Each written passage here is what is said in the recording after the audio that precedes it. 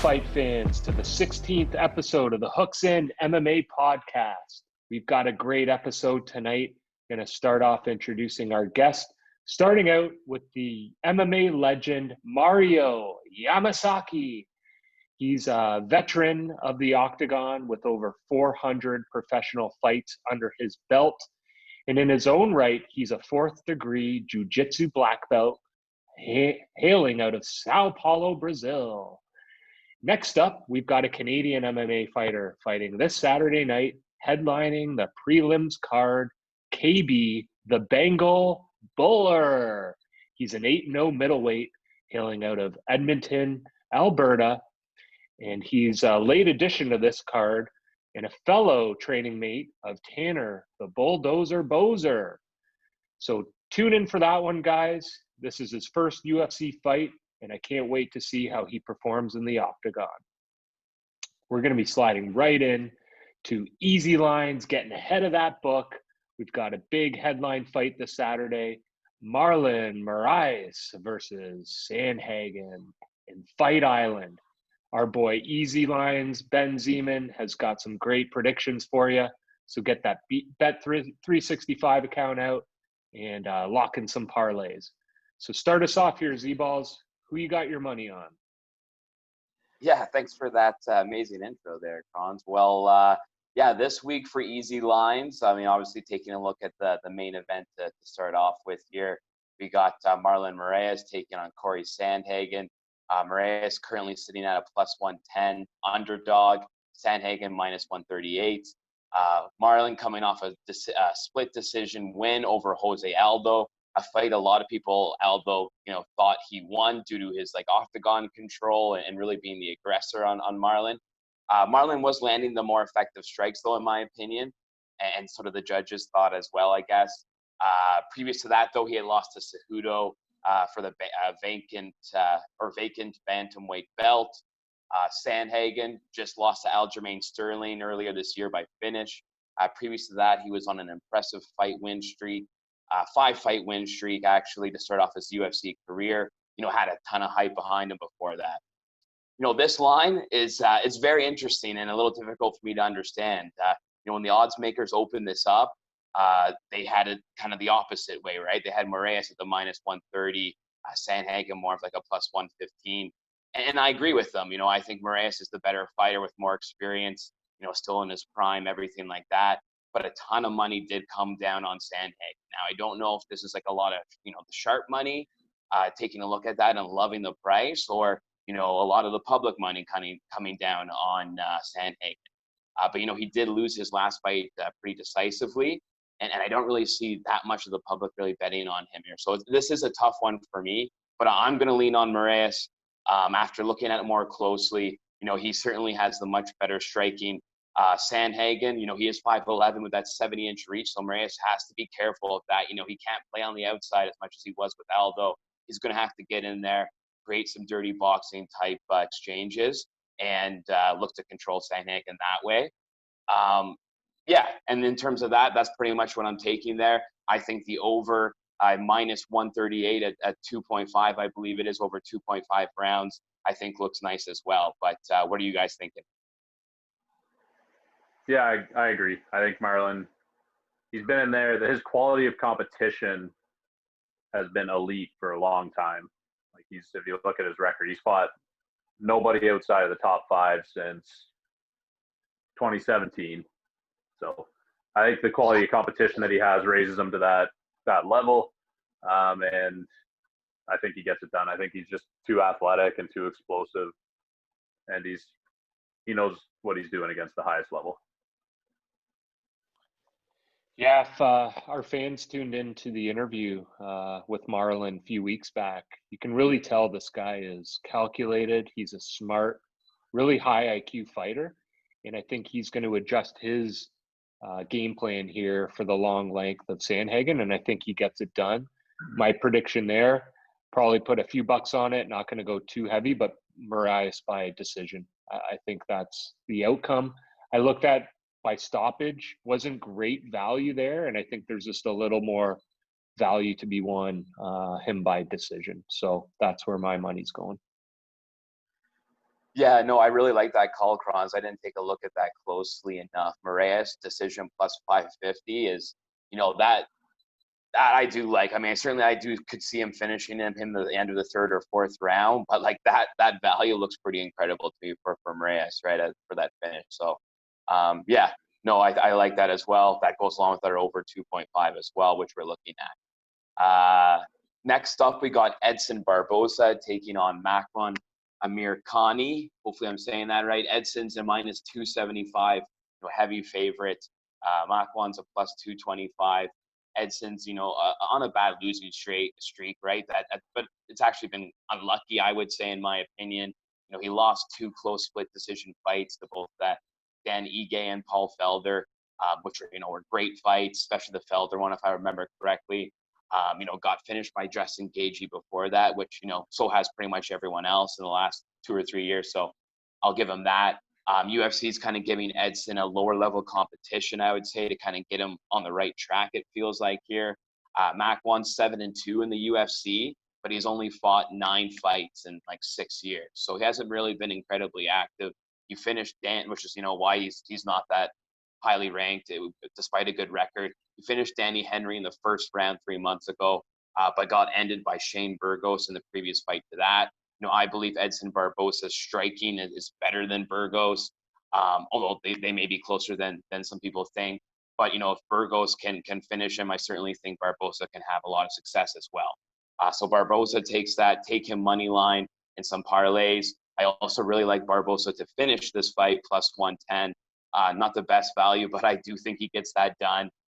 Under 2.5 rounds, minus 138 looks like a good play to me. Yeah, what are you boys thinking?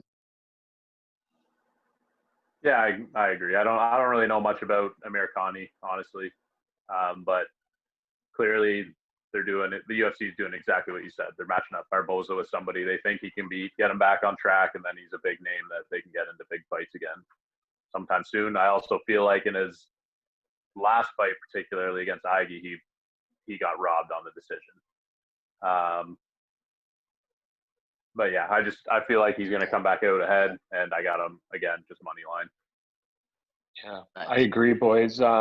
One of the trends I would say of our picks throughout the episodes are kind of looking at strength of schedule. And if you were to do that here, you'd have to go with Barboza. He's been around, he's a veteran, he's got a high IQ, and I think he gets the W here to get back on track. So fully back in that one, Z-Balls. Nice, thanks. Okay, and other than that, actually, that was kind of my main plays of this week. The other one I'm just going to mention very quickly here is for our boy Zoned, who's not here this week, whose voice we are missing, but he wanted us to say Dricus du Plessis. Hopefully I'm saying that right. I'm sure he chose that on purpose for me. But him by finish, plus 140, looks good. All of his 16 fights have ended in a finish. So he's looking to lean there.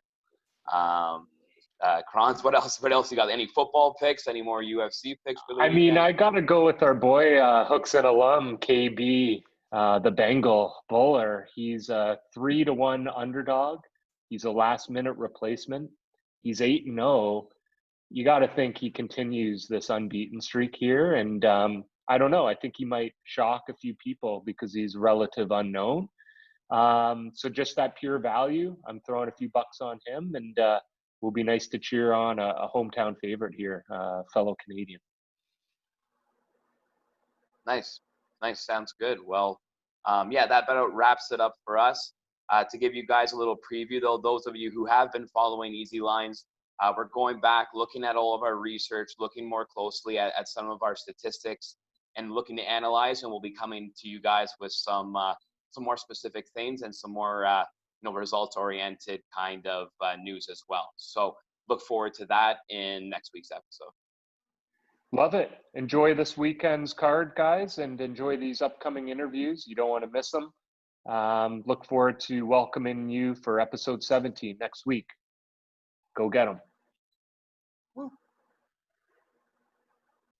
Next up on the Hooks In MMA podcast, we're lucky to have a special guest today.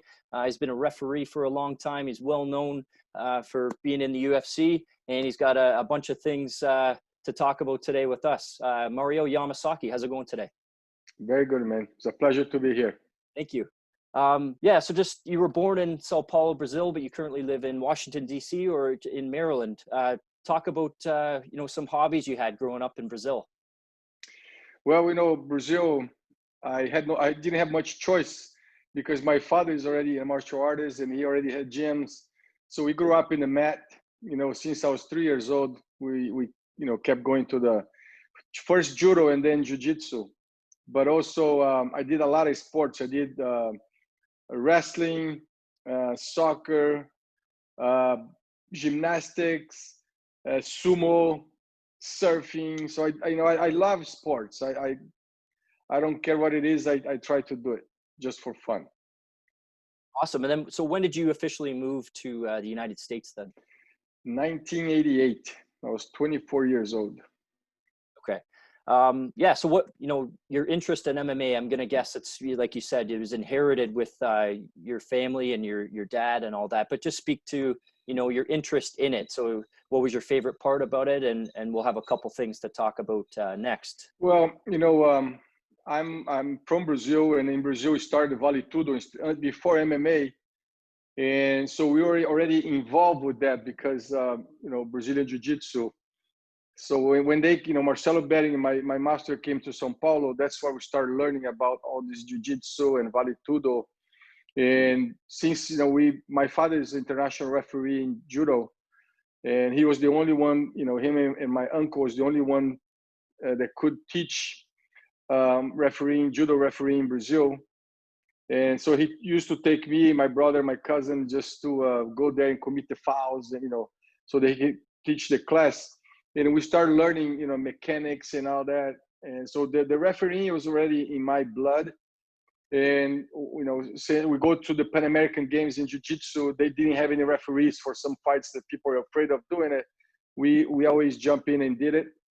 And once, the UFC went to Brazil, they had a problem with the first referee. They put it over there. And my brother ended up refereeing the first, matches in Brazil for the first UFC Brazil.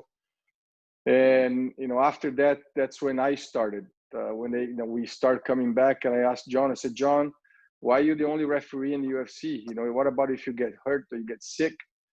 He said, well, we're looking for somebody. Do you know anybody? So I started.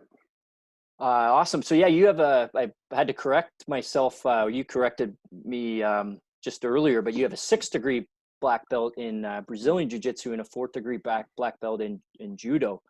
Just speak to that accomplishment. I mean, sometimes in MMA, when we talk about MMA, we talk about, a complete skill set, or that guy's, really dominant on the ground, or he has great stand-up, but rarely do we get into, talking deeply about black belts and where they came from and how hard you had to work to get that. So just speak to those two.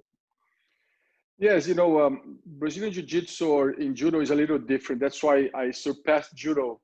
Judo in Brazil is very old school, and they don't, if we stop training, they don't give you anything to you anymore. If you're not involved, your belt stops right there.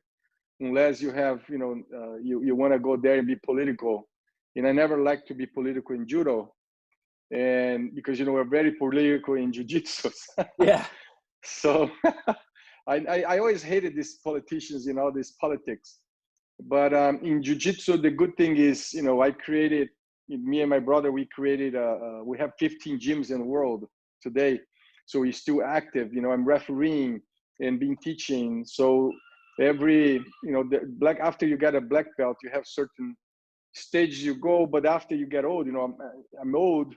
So they start giving you belt every 6 years now. Okay. If you still, some involvement in the art. So because we're involved, I still keep going on the jiu-jitsu level. Don't compete anymore, just train and, But that's good about jiu-jitsu because they recognize, your knowledge, not just because you're a good fighter or this, but all the time that you put into this business to grow. And I'm one of the first in the US to spread the jiu-jitsu, especially in the Washington metropolitan area. I was nobody here, and now, we are set here in stone, in the US. Yeah, you made your mark. Yeah, that's Yeah. impressive. I didn't actually know that with you know, the black belts and stuff every 6 years later on. That's pretty cool. Yeah, so just wanted to talk. You did speak about refereeing, and you know how McCarthy had, you know, talked to you about that and kind of influenced you. So you've been refereeing a long time now, a big name in the sport.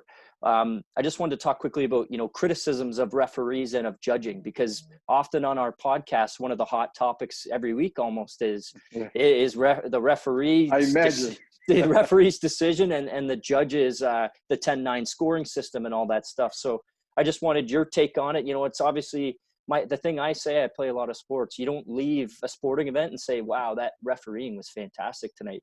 It's like, if you don't hear anything, then it was good, right? That's good, yes. So it's like, I'm curious on your perspective. You're the one actually doing it. It's a lot tougher job than it looks. So just speak to that.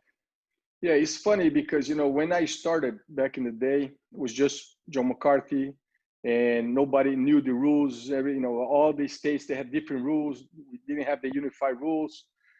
So you know, my guy to go was always Joe McCarthy. You know, John, you know, did I do this? Did I do that? He always correct, always, you know, please and all that.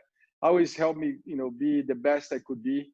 He's a guy that I admire a lot because his knowledge and his way of remembering things. He's like an elephant. You know, he can remember fights from long time ago, and I cannot even remember the fights I ref yesterday. So, you know, it's a good a feeling that I had the guy to come in and start, you know, helping me. But, you know, we live apart. You know, he lives in West Coast, I live the East Coast, and the commissions, you know, after we unified the rules, instead of them helping us, they always came and criticized, you know, together with, you know, boom, and then they didn't call us to referee some fights. Instead of just sit down, you know, most of them do now. You know, after the fights, they go sit down with us and they try to talk to us about what happened and why it happens, and they try, you know, ask us to explain ourselves. But it's always on the negative side, never on the positive side, you know. And the thing is, what we need is to have, I guess, UFC should hire, you know, either John McCarthy, Herb Dean, or myself to be part of the structure, not just, you know, to go there and criticize, but to help, to teach, to say, look, you did this, but you should have done this, and that. So next time, do this, and start teaching the guys to grow. Because everybody goes there now afraid of, you know, they make a mistake, then Dana White goes, rah, rah, and, you know, stab you on the back and throw under the bus.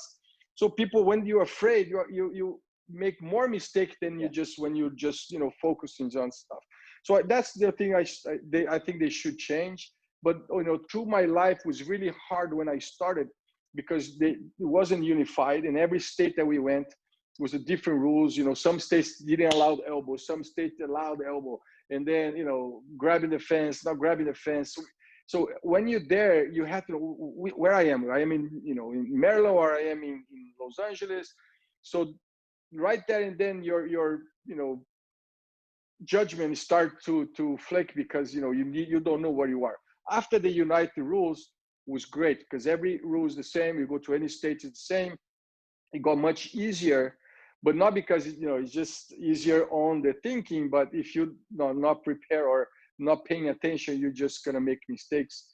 And everybody does, you know, and I've been there for 20 years. And if you count them, you know, let's say I made, you know, 600 fights, I call 600 fights. I made, you know, 5 mistakes, 6 mistakes, and then people just brag on the mistakes. And, you know, that's part of the game.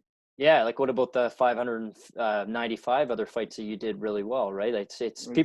people are cruel. But I actually didn't know about the fact that they don't have. I thought the UFC would actually have somebody like that to talk to referees after and give constructive criticism. There should be a job for that. Mark Radner is the guy that they use. Okay. But Mark Radner is, you know, is the guy that, you know, is a commission, and he always, you know, he's not the guy that should talk. I think he should be around us, you know, somebody that already refereed before and have the knowledge of being there and to pass along to the new guys. Yeah. We did a lot of, you know, I did a lot of courses. Joe McCarthy did a lot of courses too, to help all these people, you know, get there. all the Brazilians, I taught them how to do it, judges and referees, and they're one of the best in the world now. So you have, a bunch of Brazilian Jiu-Jitsu schools, you said, and you have, I believe, a construction company as well. Yes. Yeah. Do you want to speak? How many schools do you have, and what kind of construction is it? We have 15 schools around the world, like in Italy, Spain, Dominican Republic, Brazil, Sweden, and a lot of them here in the East Coast.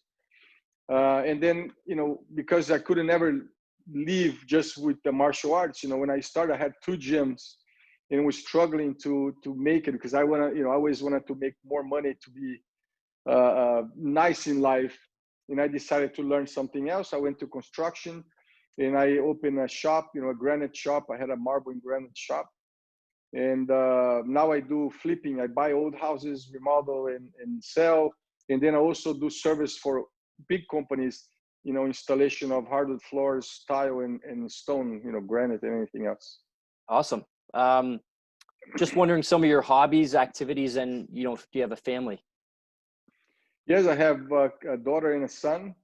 She's gonna be 17 this month, and my son's 13. And I have a wife, right, a Brazilian wife from Rio. My hobbies, I love to race, so I go and I participate in some go-kart racing, but the real ones, right? I go with the stick shift and all that, and sometimes we race with the professionals, because they do, with the stars, like the people that are well known, they call some of us, movie stars and all that, and UFC people, and they play with race driver, car driver, and then we go and have fun. So that's one of my biggest hobby now. That's awesome. And besides, train some jiu-jitsu almost every day. That's great. Now, after the pandemic, I haven't trained for a long time, and the pandemic just gave me a lot of nonsense of doing nothing. So my brother said, "Oh, come on, let's go train." I can't train with anybody, so he started pushing me, and now I feel back, and I'm training at least 3 times a week. Awesome. So our last segment here is between rounds. So I'm going to ask you a question. There'll be a couple of answers, and whatever you find out best is the answer you'll give. Make sense? Favorite food to eat? Meat. Any meat? Any specific meat? I like churrasco, like when barbecue. Yep. I love that. Yeah, that's really good. What's your favorite sport other than MMA? And I am assuming it's MMA, so it may not be, but you can. Yeah, no, it is MMA, but I like Formula 1 also. Okay. Favorite driver? Hamilton right now. Yeah. He's one of the best, ever. I haven't watched in, I don't know, a couple decades, but when I grew up, I watched, I was a big fan of Schumacher, and I'm Canadian. So I met Ayrton Senna and all that was great. Oh yeah. Favorite getaway spot in the States and in Brazil as well? In the States, the favorite that I had was Wisconsin, because a friend of mine, the owner of Bad Boy, invited me one time to go to Wisconsin. And I said, what the fuck I'm going to do in Wisconsin, right? And after I went, man, it's beautiful and a lot of lakes and stuff. So it was one of my favorites here in the US. And in Brazil, I like to go to Bahia, all northeast of Brazil for carnival or for some fun. So, always at the beach there is great. Favorite country in the world other than Brazil or the States?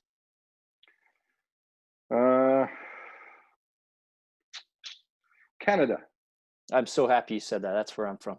Or is that why you said it? Is that why you said it? No, I didn't even know you were from Canada. I actually, you said it, but then, never catch. But Canada, I went there to referee some fights. I went to Montreal. I went to Quebec. And I like rodeo also. I'm one of my best friends. So I went to Calgary, and a friend of mine gave me a belt.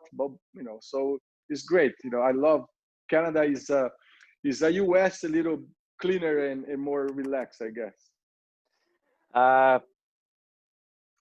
Favorite type of music?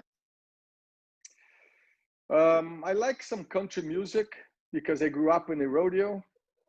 But I'm very eclectic. I like anything. I think music is when it depends on the time of your life and who you're with. if you're having fun with listening to some music, you're gonna like the music even though it's not good. So it depends how you're feeling in the moment.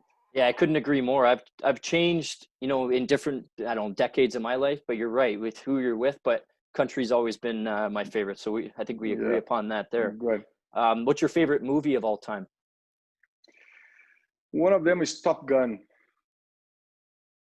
Oh, I can't believe I love Green Mile too. I can't believe you just said that. My wife just went to work. I'm a high school teacher, and she just brought down my son here for the last minute. His name's Maverick, and we picked Maverick from Top Gun. You're kidding. Oh, Yeah. Awesome. See? There we go. Awesome. The most exciting fight you've ever reffed or watched? Because I know you're reffing, you're working, so it's yeah. For me, I love the fight between Minotauro and Randy Couture. I reffed that fight and it was back and forth. And at one time, Minotauro is gonna choke him out, and then Randy Couture. That fight was great. One of my favorite. And who's in your top 5 mixed martial artists pound for pound of all time? I would say Anderson Silva. Yeah, 4 more. Top 5. You somewhere. Top 5. Yeah. Anderson Silva, Vanderlei Silva,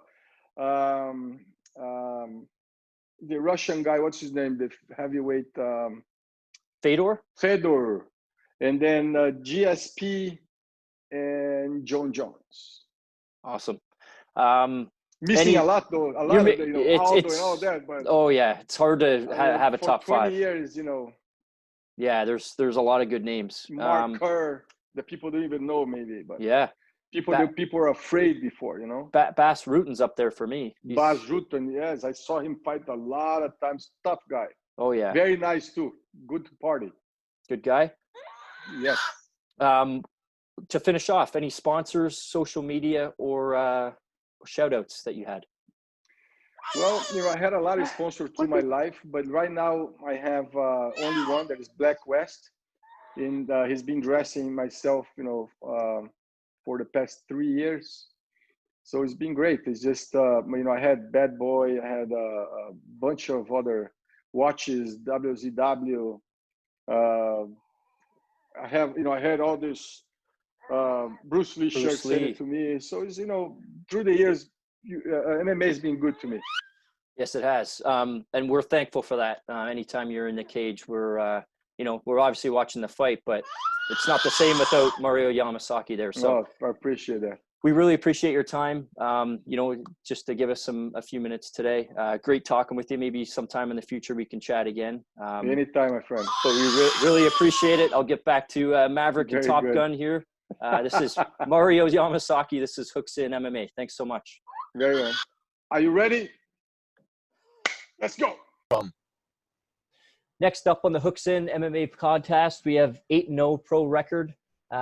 Currently living in Edmonton, Alberta, but born in the mud wrestling pits of Punjab. We have KB, the Bengal Bhullar. How's it going today? Good, man. Good. How are you? Good, thanks. So heading off to training right now, or?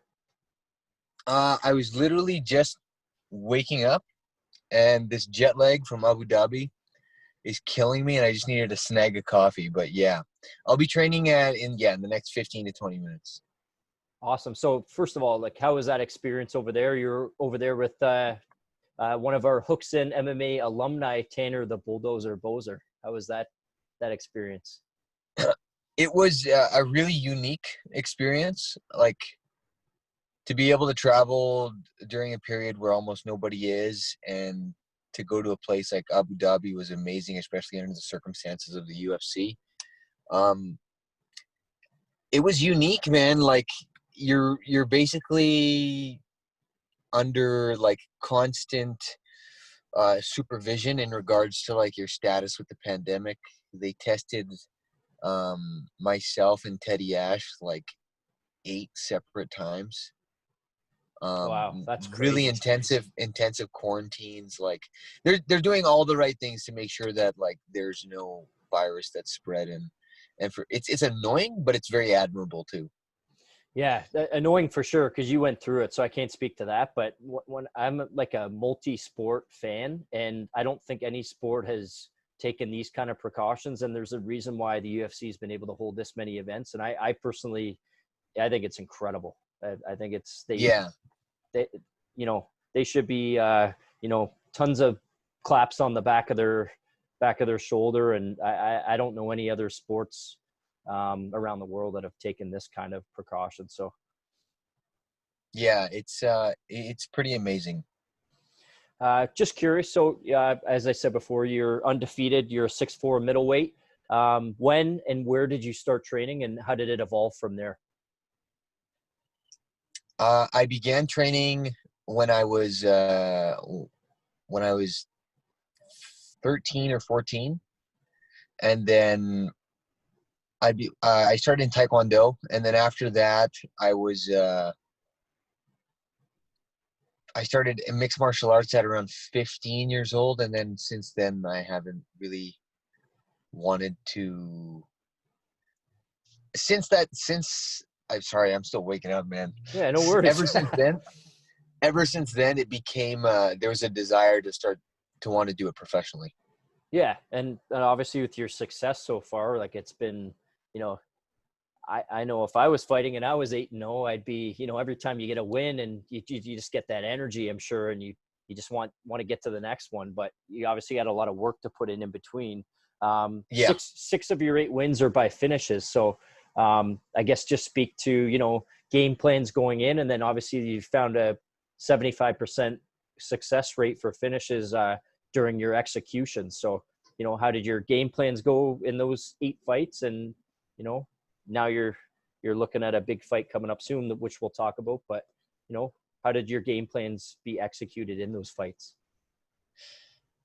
You know what? I mean, my game plans, dude, it all was connected to my wrestling. Like, that's what it really all came down to. I just know that I have a wrestling pedigree that's a step above a lot of the guys in Canada. And that's what I had to lean on, man. I had to lean on my wrestling to get me through it. And then oftentimes the wrestling created openings for all these other things. So, yeah, that's what it really came down to. Yeah, we've talked to like several different guys on, what's your background, what's your base, and a lot of guys, refer to wrestling being one of the most important. So I totally understand what you're saying there. It does set up a lot of other things and creates holes to finish people like you've done. There's wrestling, but then there's Indian mud wrestling, and that's really that it's a step above, man. Because you know what? There's sweat, there's blood, but then there's mud, and it's just a totally different game. Great way to describe it. I like that. Which gym are you currently at, and who are your coaches in your corner? Right now, I'm training out of Shea Bear's MMA and Frank Lee's Muay Thai. My coaches are Jeff Montemuro and Kedro Noda. Awesome. And just a couple guys you could maybe mention that you train with that push you every day, make you better. Yeah, absolutely. One of my main training partners is Tanner Bozer, who just fought in the UFC. Teddy Ash. There's Graham Park, Chris Larson, Spencer Jebb. Those are all big names here in Canada, right? Like Teddy fought last year in the Dana White Contender Series, and yeah, he did. Spencer Jebb's been a big name, and obviously Tanner's made a huge name for himself in the last month. So yeah, you're getting pushed pretty well. Yeah, absolutely. Spencer Jebb's a great wrestler, but his wrestling's not as good as mine. So I work with him a lot to help bring up his wrestling game. Yeah, he's not in the mud. That's why. Yeah, he's not in the mud, man. He's not in the mud. So your last win was against Matt Dwyer. So he got the call up to the UFC, and obviously was released, but a UFC vet, you could call him. And I don't know if that's your personal best win on your resume, but at least it was a big win against a name that a lot of people know. How did you see that fight playing out, and how did you feel after? You know what? I knew going into that fight that Matt was going to be very tough. He's a guy that's known for his durability, and he's someone that kind of thrives in fights that are wars. And I knew it was going to be very difficult to put him away, and it was. Like during the fight, I I remember hitting him with like a big head kick in round 3 and thinking that perhaps the fight was going to be over. Like I was going to be able to finish him at that point. And his eyes like rolled into the back of his head as he hit the ground. And then like a zombie, he like came back to life. Like as he was getting like ground and pounded, he like came back to it and was like ready to go again in round 4. And then even in round 4 secured a takedown and won the round. So he's just such an extremely durable, tough guy, and nothing but respect for him, man. He's an awesome fighter. Yeah, well, it probably made you better. I know I definitely bought that. I guess you could call it a pay-per-view. I bought that stream, and I thought it was a really good overall fight. Yeah. You didn't secure the finish, but I mean, like you said, it's a tough, durable fighter, and it's still a solid 5-round win, right? So, yeah, absolutely. The experience you gain from a fight like that is kind of invaluable. No, and how many people get to fight 25 minutes, right? Like it's normally a 3-round fight unless it's a championship fight, and 25 minutes in the mud with someone else that's also pretty tough and durable. That's solid. You know what? It was a tough fight, but it was not tougher than any other fight that I fought in the mud. Mud wrestling is it's just a step above in terms of the toughness it takes, man. Yeah, so you fight Bruno Oliveira. So Dana White Contender Series, September 1st, coming up. You close to a month away. We're going to take him to the mud. Yeah, we're going to take him to the mud. What do you know about him? And, I'm not going to talk game plan. That'd be stupid to have this on here. And we can talk about the game plan. It's obvious. All right, let's hear the game plan then. The game plan. Okay, Bruno Oliveira he's a really good striker. He's from an amazing team, an American Top Team.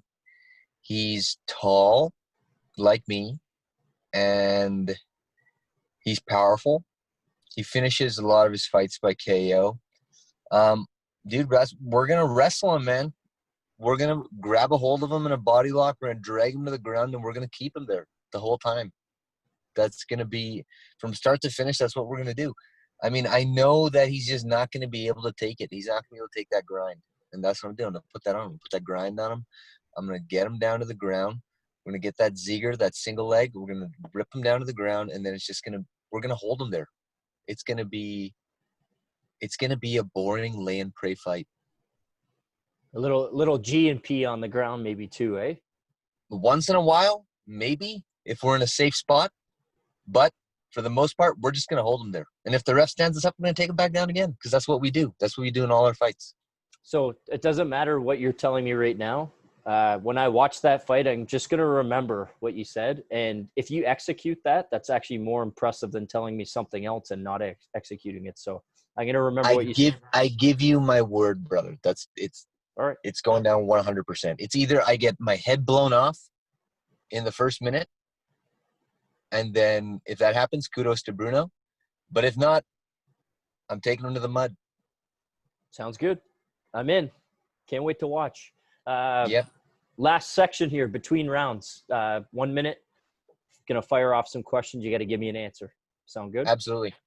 Are you a burgers or a chicken wings kind of guy? Oh, man, I have no opposition to either. Both lovely, lovely dishes. Lovely. But if you're making me pick, I'm going to say burgers. Okay. Seafood or steak? A seafood. What kind of seafood's your favorite? I love a good fried calamari, I love a good lobster ravioli. I love, just some Thai prawns with like the peanut sauce. Oh, peanut sauce, the best. You toss it, or like a green curry prawns. That's good.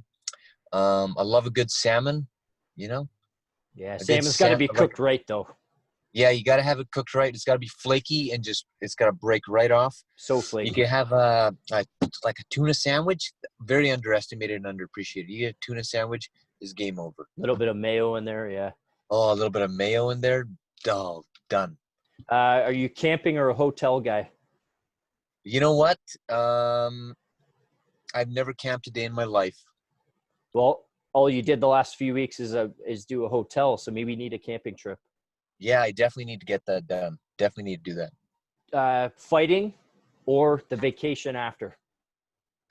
Well, I guess there's no vacation after without the fight. So, you got it's fighting. Yeah. Yep. The actual training aspect or that 15 or 25 minutes in the fight? Both are so once again interconnected. So it's kind of, I don't know. I love fighting, Yeah. but the training, I love the training too. I love it all. Okay. Striking or grappling?